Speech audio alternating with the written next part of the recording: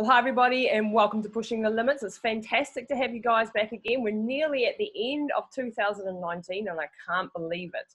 And today I have a special guest with me who is sitting in New York City at the moment, Sanjay Rawal. Welcome to the show, Sanjay.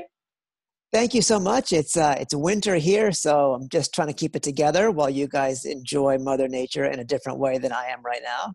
Yes, I bet. Yeah. Well, you're welcome to come over here anytime. We'd love to have you over in New Zealand. You can come and visit me. That would be fantastic. So have you ever been to New Zealand?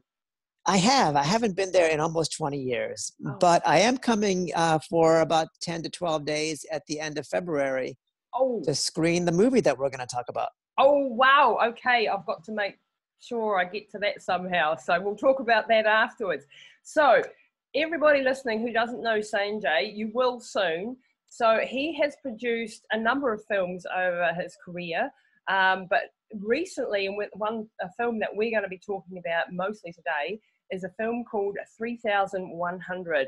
Sanjay, can you tell us a little bit about this amazing film? Yeah, I'd be happy to. So the movie is 3100 Run and Become, and it follows a pretty diminutive, relatively unheard of Finnish man named Ashby Alto. He's a paper boy by trade. At the same time, he is an underground multi-day distance running legend. The film follows him trying to complete the 3100-mile race in the year 2016. This race is the world's longest certified road race. It's almost 5,000 kilometers. It's just a few K short of 5,000.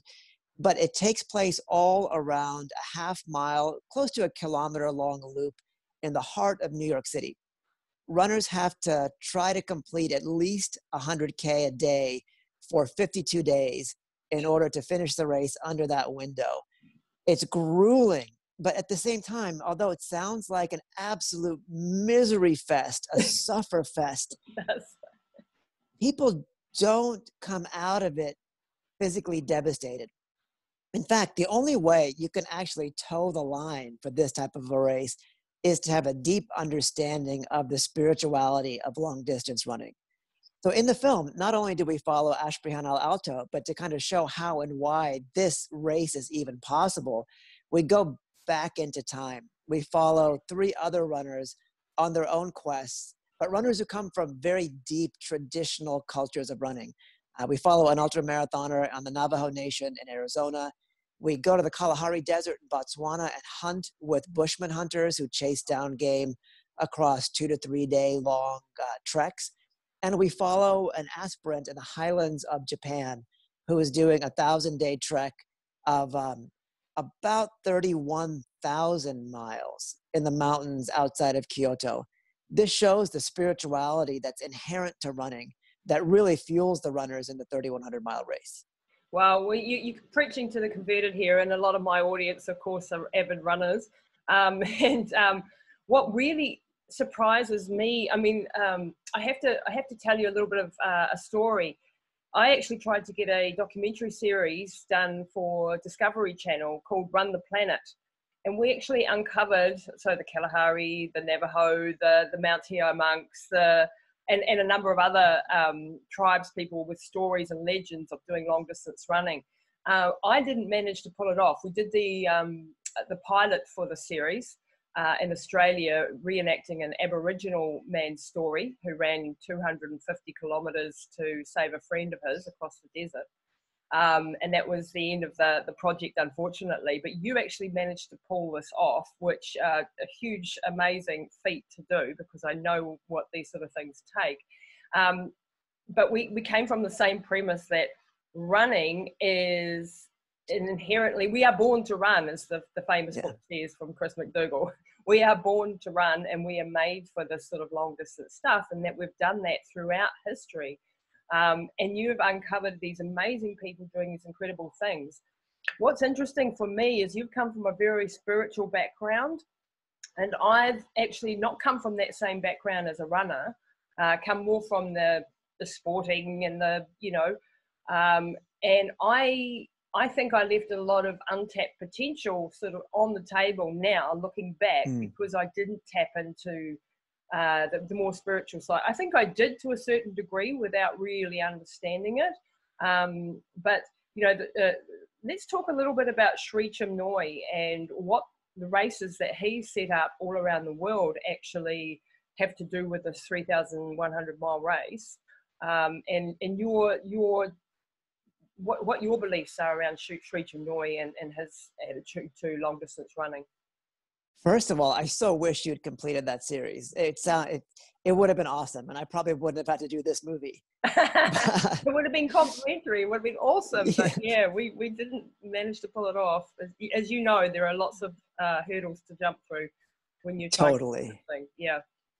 So, you know, to your question, I ran track in high school, and I grew up in the United States, and, you know, the state that I grew up in, California, has 35 million people. So a lot of people ran track, you know, but kind of got disillusioned from everything at university and ended up after graduation moving from the West Coast of the US to New York City, where an Indian spiritual teacher named Sri Chinmoy lived. His path really intrigued me because, and no harm, no foul, like there's no superiority or inferiority, but he really advocated a pretty unified philosophy of not just making your heart strong and trying to develop the kind of beautiful qualities that we have inside, like love and peace and joy. But he also felt that physical fitness was of paramount importance to achieving that sense of inner peace. And so he came at running and exercise from a totally different vantage point than I did. For me, you know, it was all about competition. And, you know, when I was in high school, I would win a lot of races. But by the time I got to college, you know, I was no longer in that kind of top echelon. And you know how it is. It's like once you realize you're never going to be like at the very, very top, you know, or you're not going to win every single race. I know you won a lot of races. You start really losing, you know, a sense of purpose. But when I came across Sri Chinmoy's philosophy, it was totally different. You know, and this is reflective in all the cultures that we explore in 3100 Run and Become, that there's something unique about running. And we just have to take it on faith that unlike any other activity, however wonderful, whether it's tennis or swimming or biking, that running connects us to Mother Nature in a completely unique way. And when I spent time with the Navajo, and people will see in the film, our main Navajo character, Sean Martin, says, when you run, your feet are praying to Mother Earth. You're breathing in Father Sky. You're showing them, you're praying to them, you're showing them that you're willing to work for the blessings of Mother Earth. And that's a philosophy that I've seen reflected in traditional cultures all over the world. And that was in Sri Chinmoy's philosophy, even though nobody really considers Eastern philosophy as something that really revolves around an act of physical fitness like running. Yeah. But in a sense, you know, it was men and women, humanity's first religion, that idea of connecting to nature and the energies both within and without through our feet.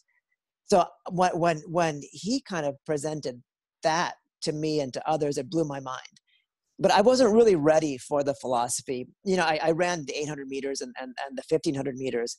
But when I moved to New York to study with them in 1997, that was the summer that the 3,100-mile race was launched. Yeah. And I hadn't even done a marathon. So the idea of doing 60 miles a day for 52 days just blew my mind. Yeah, absolutely. How does the human body, I mean, I've done, you know, the longest I've run is like through New Zealand, like 2,250 Ks in 42 days, which is not as many per day as what they were doing, given we were on the road and doing book tours and things at the same time. But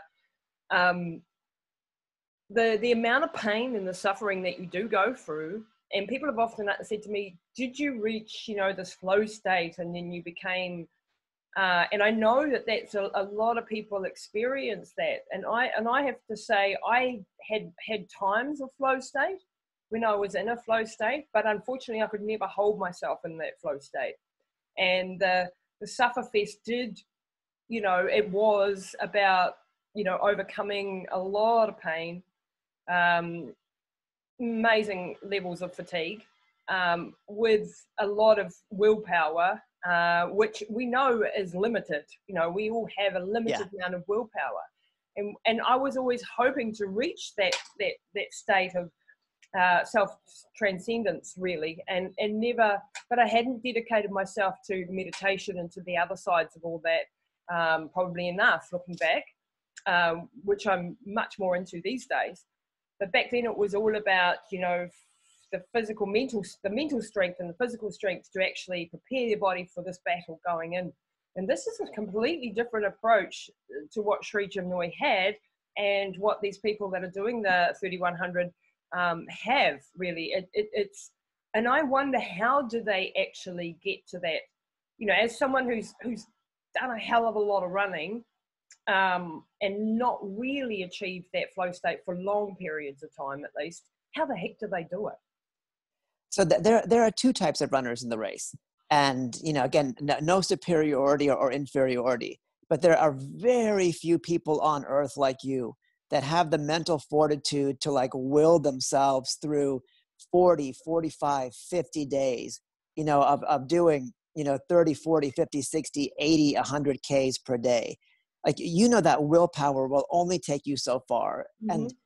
And in your darkest moments, you know, in the run, willpower is not going to offer you any light. If it's gone, then it's just sufferfest. Totally. So a lot of people who come to the 3100, whether they come from a background of faith or not, they realize either in their first attempt or beforehand that if they don't kind of develop access to a place within themselves where they can be happy, simply just happy in the worst moments, if they can't be in that flow state at will, then it's going to be a long 52 days. Yeah. And you know, a lot of people, I would say probably at least a third to a half of people who do it the first time, you know, it's a mixture of pleasure and pain. And those moments, like you experienced it in your cross country run, those moments are enough to get you up the next day, but they're not necessarily going to fuel every single mile. That said, it's like the people that come back and do it over and over and over, either through the race or outside the race, they really develop the power of meditation. And at the same time, like, unlike your race, and I think you'll appreciate this more than most, the reason why they do the race on a half-mile loop is so that you have access to your aid every half a mile. You have access to a bathroom every half a mile. There's no traffic. There's foot traffic on this loop from just the public, but it's a pretty isolated area of New York, and you don't have to worry about cars or anything. So in that sense, your mind can like stop forgetting about the surroundings. Yes. And it's a lot easier that way. So that said, it's like this race, like the people that get the most out of it come at it the way you would now. They come at it knowing that you need to have access to that meditative side of you. And you need to train with that in mind. It's like you have to find a way to find joy or happiness in those moments of exertion. And that doesn't come spontaneously out in the Sufferfest. You have to build that in your training. Yeah, and you have to develop that skill and the years and years of meditation, I should imagine, to be able to reach that state. And that's something that fascinates me now, and I'm developing, you know, those skills of late. But it's something that I wish I'd had back then, instead of just the will and mindset, and I'm doing this no matter what.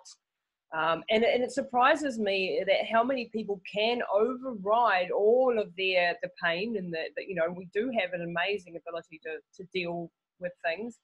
But I cannot, in all honesty, say to you, I enjoyed, or I was happy in doing a lot of those races.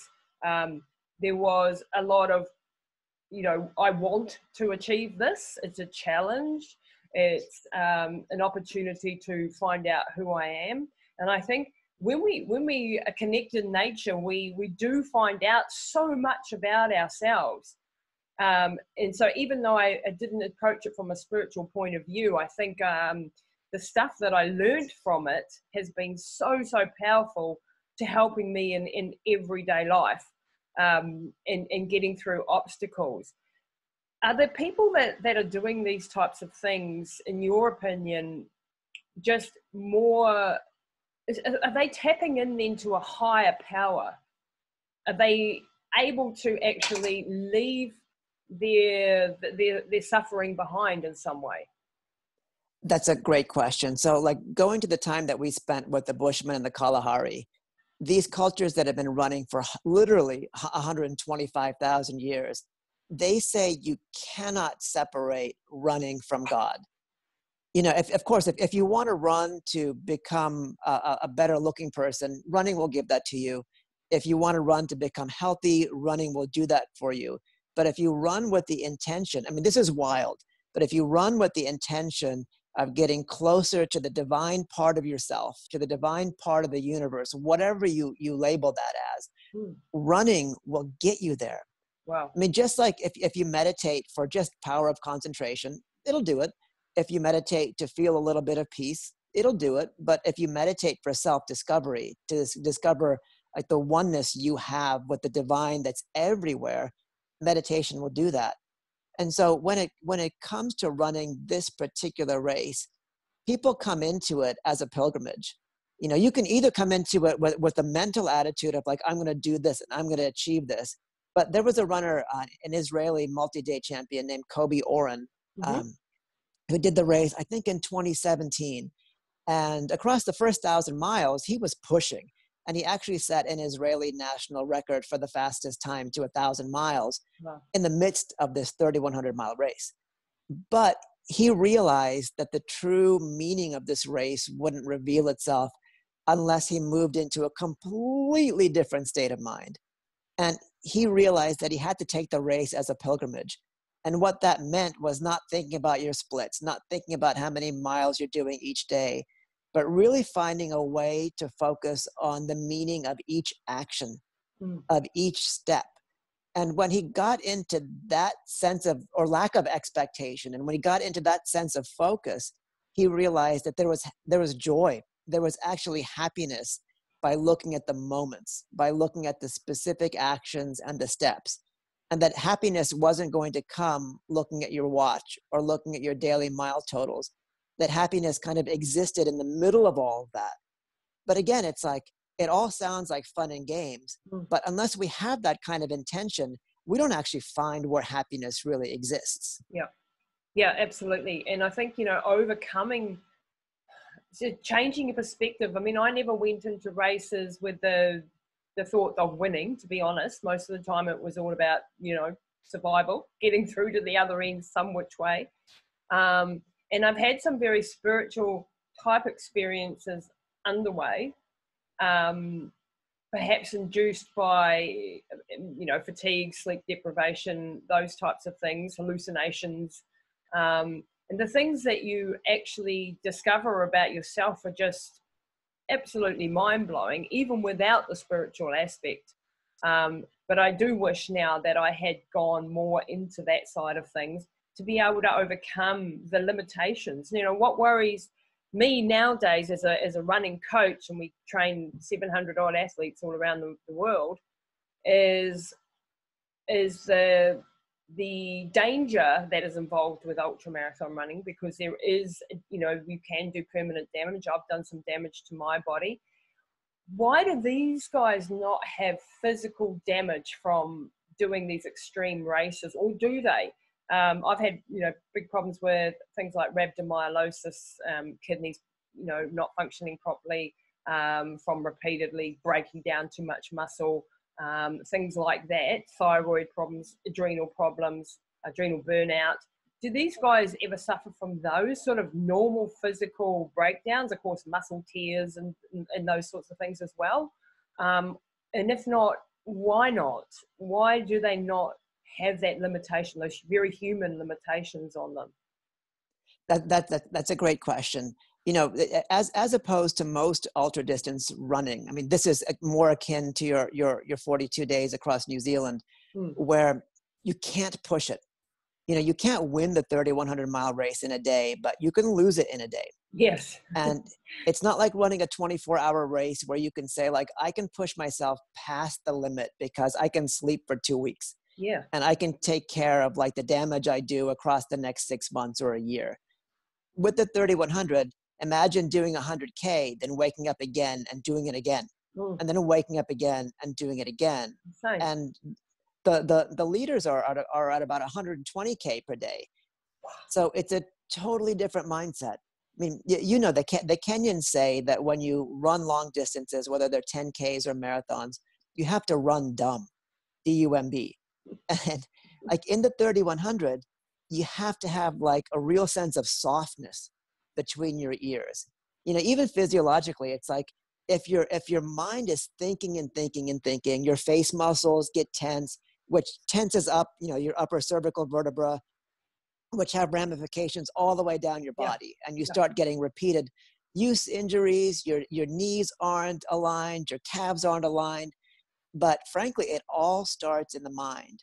And so if you can find a way not to be in your mind, to cultivate, you know, your heart, your spiritual heart, the things that you focus on in meditation, and bring those feelings and emotions and sense of self, sense of peace, sense of joy into your run, then it becomes an entirely different experience physiologically.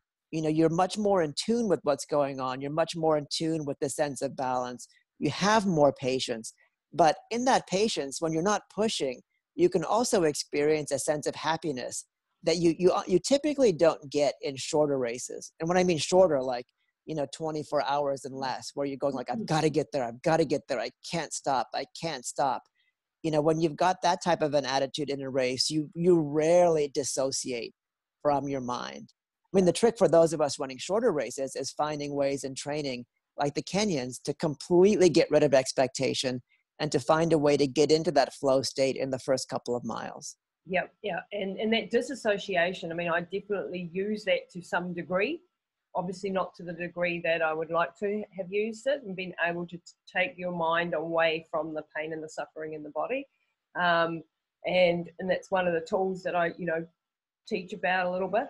And I do find like when you get into a rhythm is something that is meditative. And I'm often, if I'm running behind someone, I will use their feet as a little flicker of left, right, and that's almost a trance-like state that you can get into, but I can't keep it in there forever. That's the key point, I think, and that's the difference between these guys. So they are tapping into things that we, as you know, average, not so spiritual human beings, if you like, for the want of a better expression, can't tap into. And that's what I find absolutely fascinating, because I know what it takes to run 70 Ks a day. I cannot imagine the amount of pain that it would take to run 120 a day. It's certainly beyond my physical limitations, and the amount of pain that you have to overcome is phenomenal. But what you were saying there about stress, and stress is, I listened to an interview with Dr. Chatterjee that we were talking about stress and how like it's an epidemic in our world, and it's one of the killers, and it's one of the most problematic things, and we are living in a constant state of alertness and fight or flight sort of state because of the society that we live in. We're no longer being chased by lions, but we seem to be living in that constant state. Is meditation and using even this running, this self-transcendent running, a way of calming the body and stopping those stress responses?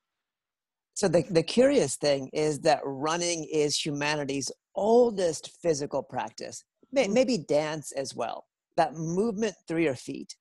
And there is something electric when you're aware of it between the connection between Mother Earth and our feet, our lungs breathing in oxygen and air.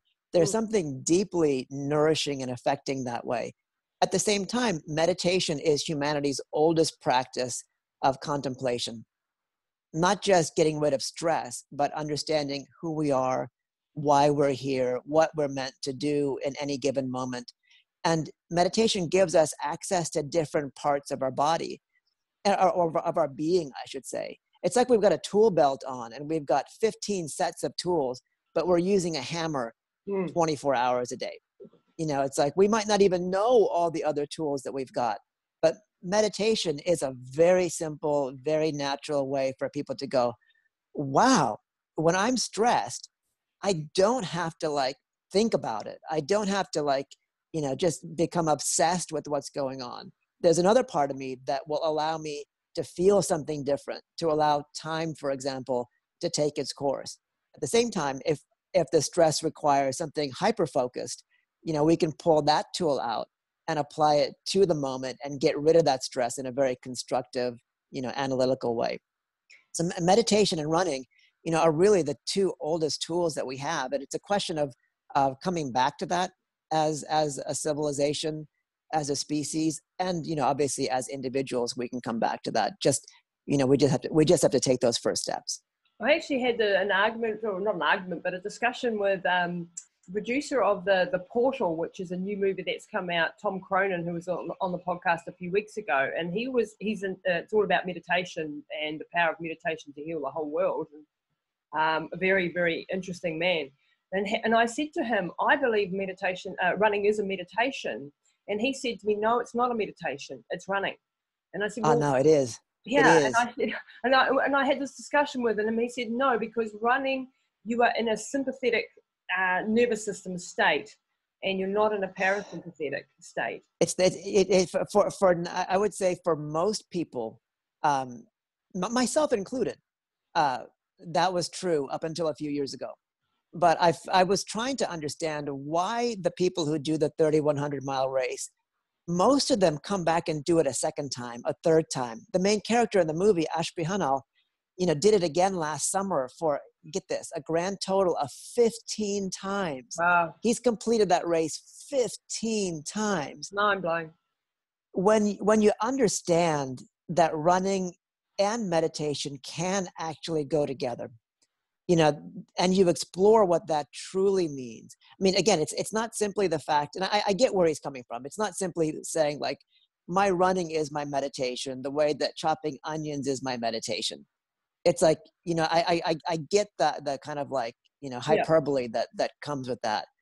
But if you get into a state in running where you're completely beyond your mind, where you're completely in that flow state, and it's like the definition of the flow state is not an absence of pain, but it's finding happiness in that exertion.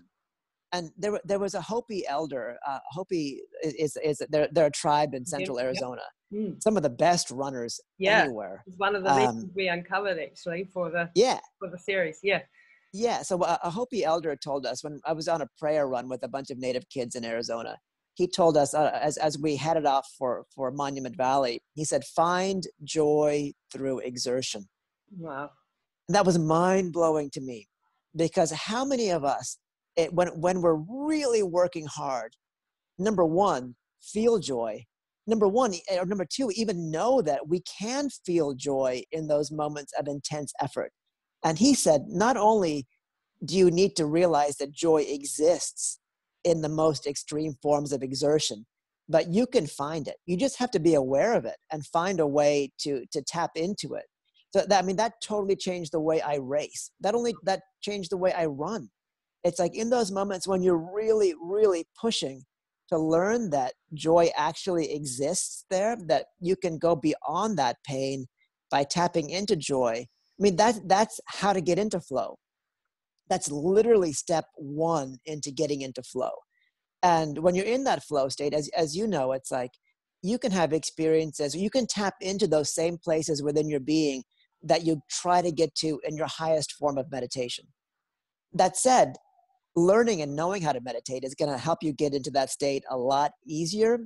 And if you get into that state in running, you're going to be able to get into that state when you're meditating. So I completely disagree based on experiences that I've had personally, but more importantly, seeing these cultures that have understood the connection between prayer, running, and the spirit for tens of thousands of years.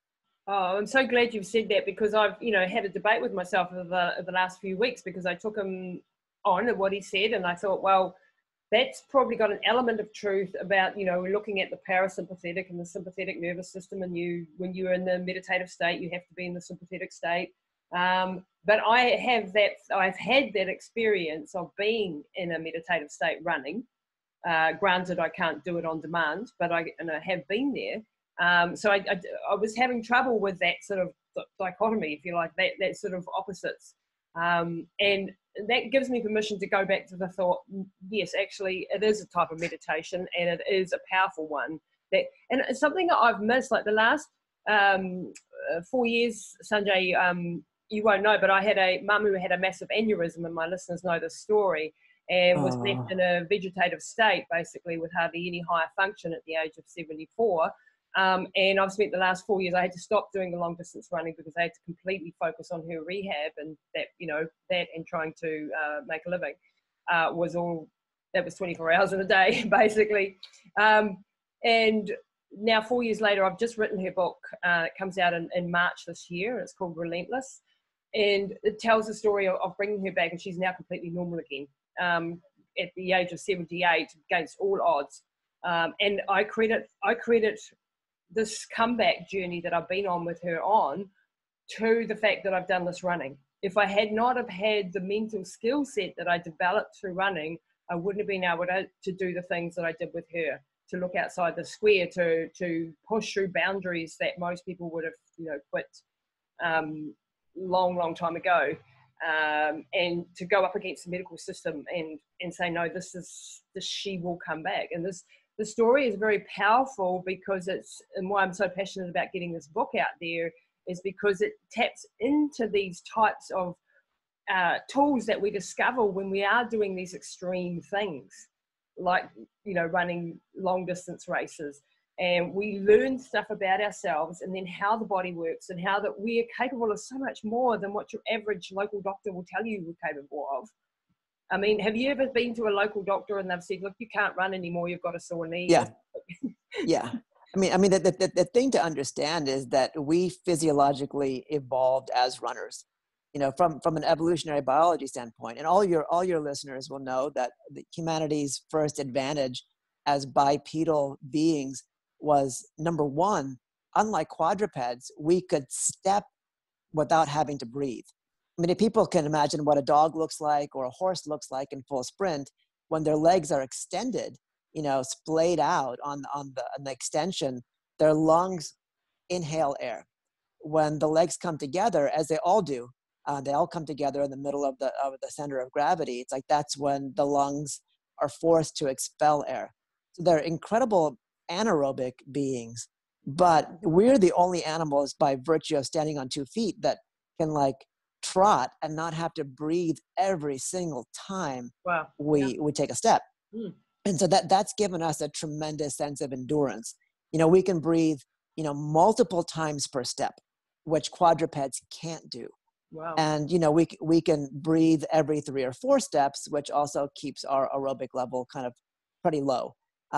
So it's like, if you look at that, human beings are meant to move on our feet. Yeah. The things that take us away from that state of being are all the afflictions of modern day life. But I would say, weirdly enough, I'm on the medical team at the 3100-mile race too.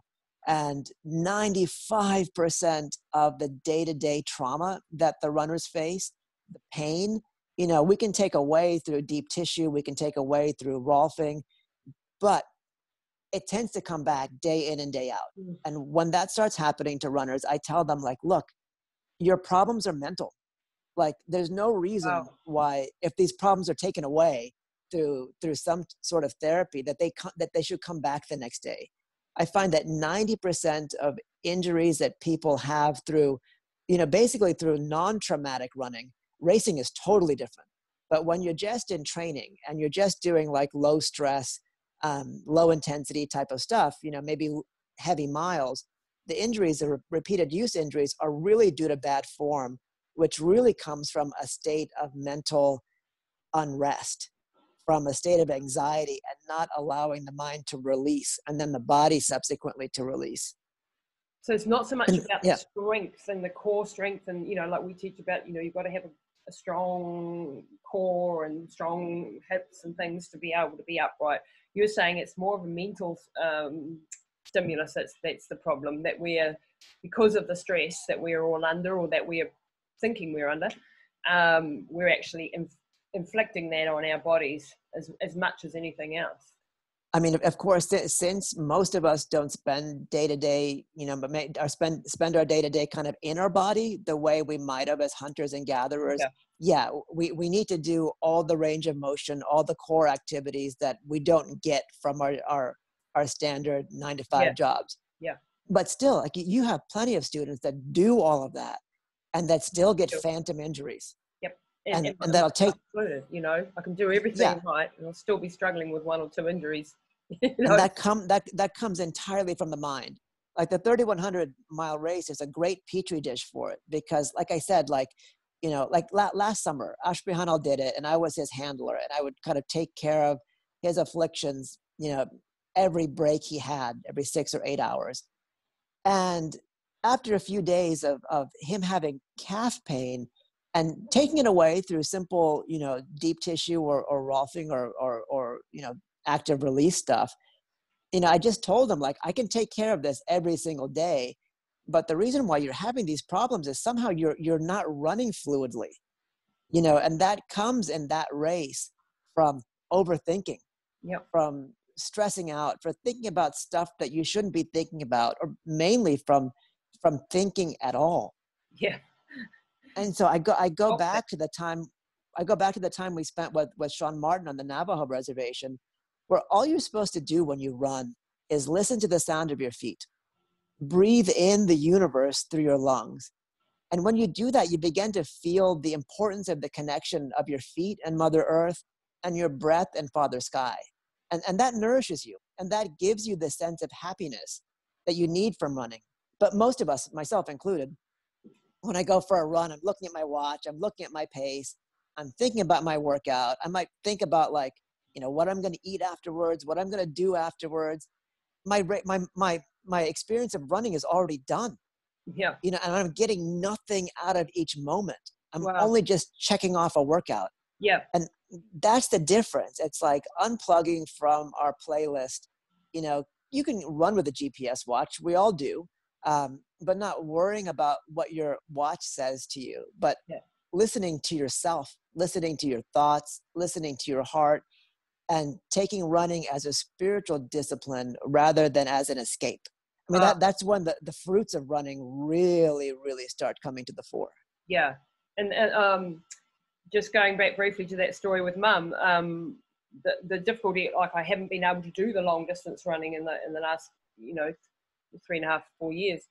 And I've missed the clarity of mind that came with that.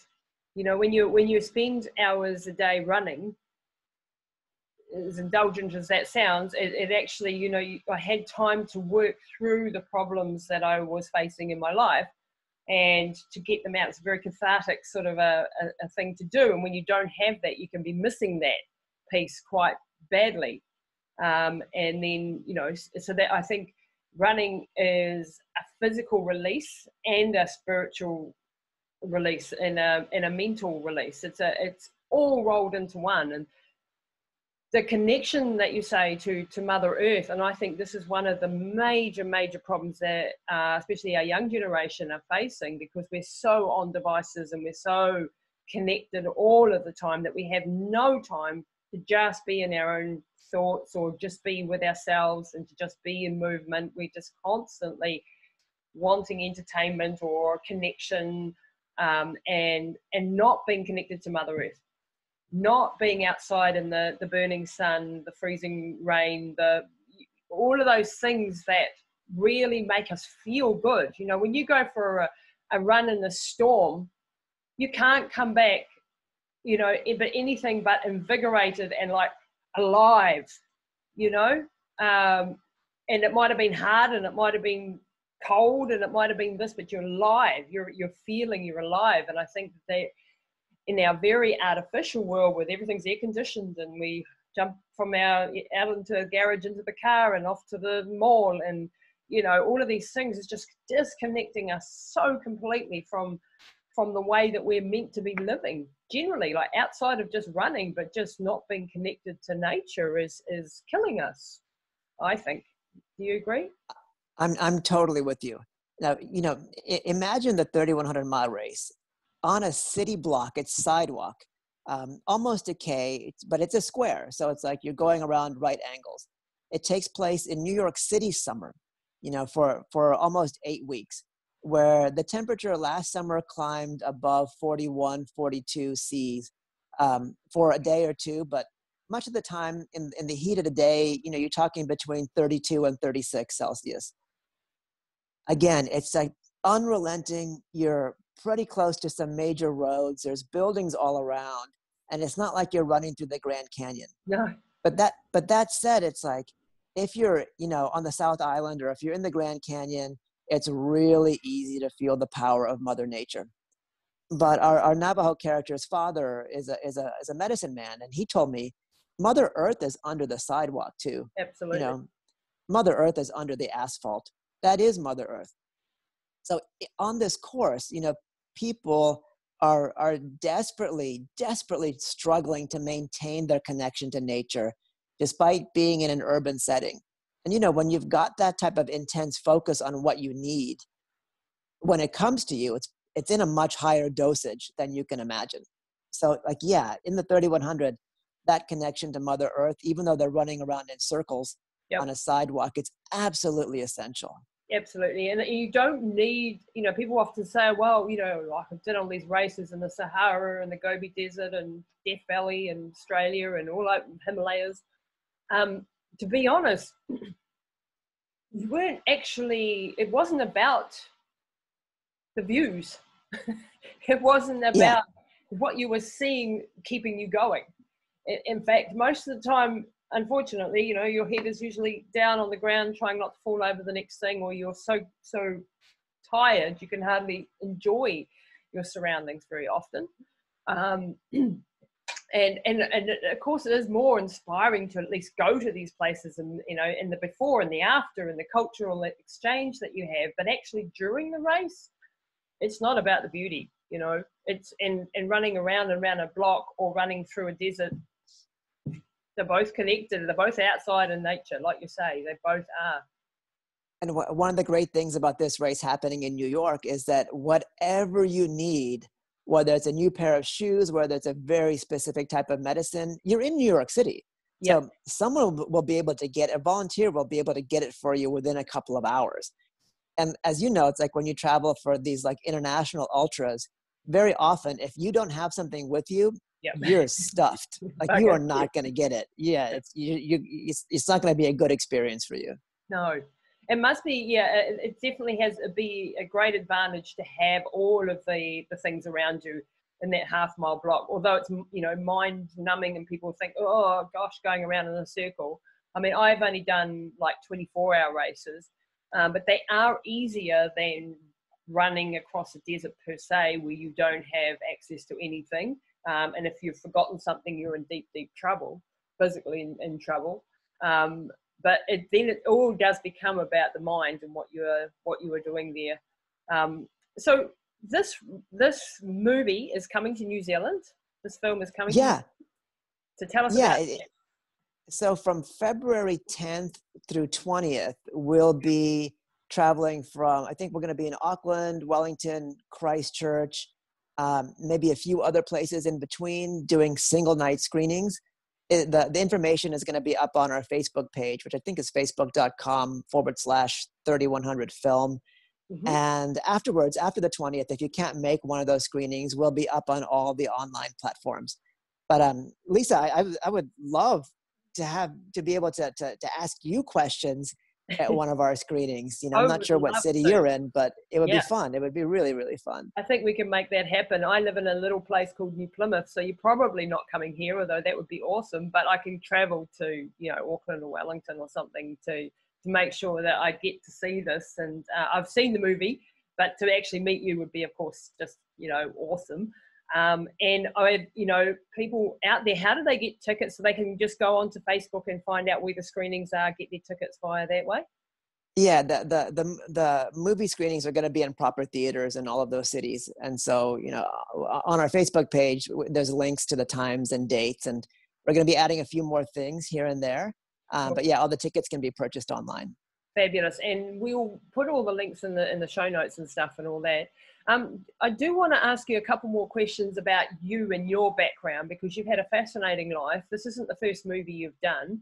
Tell us about, how did you get into filmmaking? Because I'm very fascinated by filmmaking. I made a couple of, well, 8 documentaries, but on a very, very low budget documentaries. And I want to know, you know, how did you fall into this area and do the amazing things that you've done? So tell us a little bit about your life. I'm a jack of all trades, master of none. You know, I moved from California to New York to basically, you know, to just study with Sri Chinmoy, and spent a few years, even with a good university degree, you know, just spent a few years working in health food stores and just, you know, getting to understand who I was and what I really wanted to do in life before launching into a career or whatnot. But Sri Chinmoy had a lot of friends, from Mother Teresa to Desmond Tutu and Mikhail Gorbachev and Mandela. And as I got more interested in kind of humanity, specifically in like international development, humanitarian aid, human rights, I began having opportunities to work with some of Sri Chinmoy's friends. So I got a chance to work with Desmond Tutu and, you know, a ton of other people, and gradually kind of like made my way into the world of humanitarian aid and human rights. Wow. So I kind of worked in that sphere for about 15 years till around 2010, 2011. And I, you know, realized that a lot of the projects that I really, really enjoyed were ones that required me to take photos or to make little small documentaries, just being the only person with a camera for hundreds of miles. Yeah. And I began making some short films. Like my first one, that most of them have been on sports, weirdly enough. My first one was called Ocean Monk, and it was like a personal exploration of the connection between meditation and surfing in the winter in New York City. Oh, wow. Of all things, I mean, there is surfing, like, you know, in New York City. In the winter here, you know, you might walk through, you know, half a meter of snow or a meter of snow to get to the water. But you can imagine, like, when the city's going like 24 hours a day, to be out in the water with no one else around is probably the only experience of real nature we can get in New York City. But my second film explored, you know, kind of a curious aspect of Sri Chinmoy's life. You know, after he stopped being able to do distance running, he took up weightlifting. Yes. And he lifted astronomical pounds. You know, in fact, when I was in New Zealand in 2002 and 2003, I was actually on a 3-month trip with him.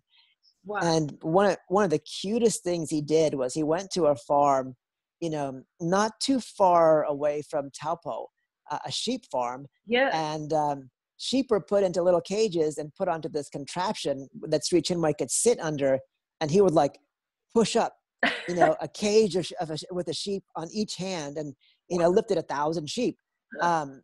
It was really, really cute and childlike, but also kind of mind-boggling in the physicality. I made a film called Challenging Impossibility, but then kind of went back to my human rights roots and made a film about the exploitation of farm workers in the United States. And that actually achieved some success. You know, we had some famous people that were involved. Yeah, like Longoria and Forest Whitaker. Yeah, fantastic. And then this movie, 3100 Run and Become, was my second, you know, big feature-length project. Wow. Oh, I should add as well, just jumping back to the last topic, that there have been 2 Kiwis that have done the 3100-mile race. Yes. A man named Jade Lynn, who did it, I think, in 2006. But there is a 3-time female finisher of the race, Harita Davies. She lives in the States, but she's actually going to be in New Zealand with us for all these screenings. Oh, wow. Because she's doing a series of events during that time called the Peace Run. It just basically, it's like an Olympic torch style relay where they're going to be running from Auckland all the way down, you know, obviously with the ferry all the way down to Christchurch and stopping in a zillion schools. Wow. So she'll be at all the screenings too. Oh, fabulous. I'll get to meet her hopefully. And we also have another very famous lady who used to do the 2,000-kilometer race in New York City, Sandy Barwick. Oh yeah, she's a legend. Who was my role model, if you like, as a little girl growing up, and Oh, wow. who came with me to Death Valley when I ran through Death Valley. An incredible woman, feats that again just defy. I think she had 9 world records. I think some of them still stand. So Yeah. yeah, we've got a great tradition in New Zealand of incredible runners, and she was certainly way above anywhere where I ever got to. So we've got some amazing people. And on the note of Sri Chinmoy, I wanted to tell you just a little cute story. I was in the Nationals, so we have the Sri Chinmoy 24-hour race in Auckland every year, and it was actually very, very sad. While we were doing it was in 2007, and we were doing the 24-hour race. And a day before the race, Sri Chinmoy died, as you would well know. And so the people were devastated who were organising the whole race. Oh, no. And so they all just dropped everything and flew to New York, basically. And I didn't really understand the whole Sri Chinmoy movement at that stage. I just was a runner turning up to the race to run. And all of a sudden the race was no longer happening. So one of the other runners and we decided we're doing it anyway. So we ran around the track for our, I only actually made it to 20 hours that day, and it was absolutely torrential rain. Oh my God. The poor people in the Sri Chinmoy, they were just so devastated, they just had to go. They just had to be there to say goodbye to their master. And it was just a really... for us back home, running around in the rain, me and one other guy, and it was one of those special memories because it wasn't an official race. It wasn't going to be the official national race. And I'd been trying for years to qualify for the New Zealand team to go to the World Champs. So I had to wait another year before I qualified, but we did get there in the end. But yeah, just their dedication to him was really moving. And that they just dropped tools and all just flew to New York overnight. It was really they were so devastated, obviously, because he was such a great man, and he was a man who really unified the religions rather than being so dogmatic. From what I understand, he was a very unifying figure. Yeah, for sure. I mean, his philosophy was love of God. Again, from an Eastern tradition, we don't really have the singular concept of God being just a masculine energy. Yes. It can be anything and everything, and we worship many different forms of the divine. But his was kind of an ancient path that way. But at the same time, it was very accepting of people, no matter what their backgrounds were.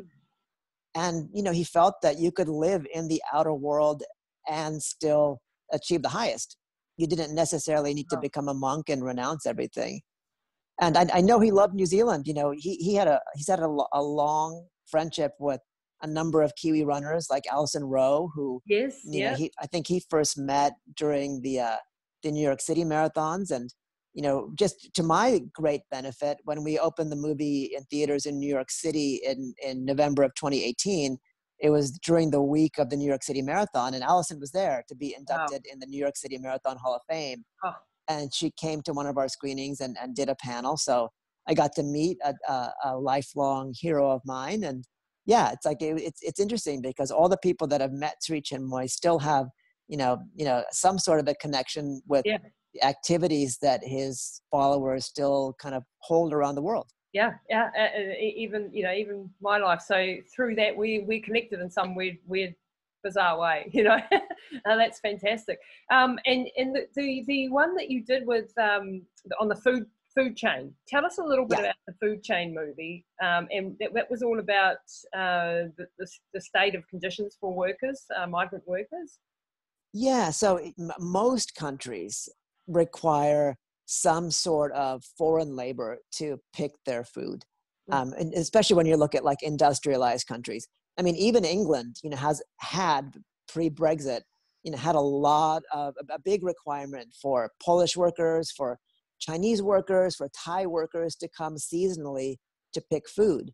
We know these are the hardest, most labor-intensive jobs anywhere in the world, and most people in developed countries don't want to do that kind of work, no matter how much it pays. Mm-hmm. But, as we know, those types of jobs don't pay much at all. No. I guess the big corollary in the South Pacific are the fishing fleets, with a lot of indentured Thai workers, Filipino workers, Burmese workers working in essentially in some cases, like realistically slave-like conditions. Yeah. But the movie really delves not just into personal stories, but looks at the kind of economic system behind it. Most places in the world kind of follow a food system that America set up. And that's like the supermarket grocery system where we expect to buy the cheapest possible food. Good quality, but like very low prices. And, Walmart in the US, a big chain, kind of started that. And from their standpoint, they insisted on buying at ultra low prices from farmers and from meat producers and dairies, but buying in very, very high volume. And that created a set of conditions that not only have made it really hard to be a farmer in the US, but has made farm work essentially, extremely low wage. Yeah. Now, we see these supermarkets all over the world. Yeah. And this is really a model that was created in the US and exported to other countries, even though, obviously there's chains that are completely, owned by people in their country. But when that supermarket system, that idea of convenience and being able to have the same types of food, 365 days a year, that's made us in the US rely on a lot of like New Zealand blueberries. But at the same time, you guys get a lot of stuff into your country that are not seasonal, that aren't grown in New Zealand, but that you still expect at very low prices. And we don't necessarily know the ripple down the food chain, that it's causing farmers to really, really make very little. At the same time, it creates this reliance on labor that's very colonial, that's very almost kind of feudal as well. And that's what the movie Food Chains kind of looks into. Well, thank you for bringing that to light, because it is a worldwide problem. And, we have migrant workers here as well from the islands and so on. And I when I was a young girl, I used to work on fruit, on apple picking and kiwi fruit picking. I can tell you it's bloody hard work and very little money. So you absolutely know that it's not something you would ever want to do the rest of your life. Oh my, no, definitely not. I'd rather run the 3100 actually. There you go. Look, Sanjay, I know I've taken up so much of your time today, and I just really wanted to thank you for all the work you do, all the goodness that you put out into the world, because it's very, very powerful what you are sharing, and you're making people think, and you're making people aware of some of these humanitarian stuff that you've done earlier, and also with this new wonderful movie that you brought out. Everybody, you have to go and see this movie. If you're into running, obviously you have to go, but if you are into just finding out about what the human body is capable of, what the human mind is capable of, and you want to see very average, and I put that into quotation marks, average looking, average appearing people doing incredible things. And that's the beautiful thing about ultramarathon running. We don't all look like Usain Bolt or Paula Radcliffe or some elite specimen. We're just normal people, but with very, very strong minds and strong willpower to do things. And in this case, it's all about the spiritual side as well. So thank you very much for doing this movie, for putting it out there. And I can't wait to see it. And I hope we can connect and I can get to one of those screenings. That would be absolutely fabulous. Me too. It'll make my entire trip worthwhile. Right. We're going to make that happen. Thanks very much, Sanjay. Thanks so much, Lisa.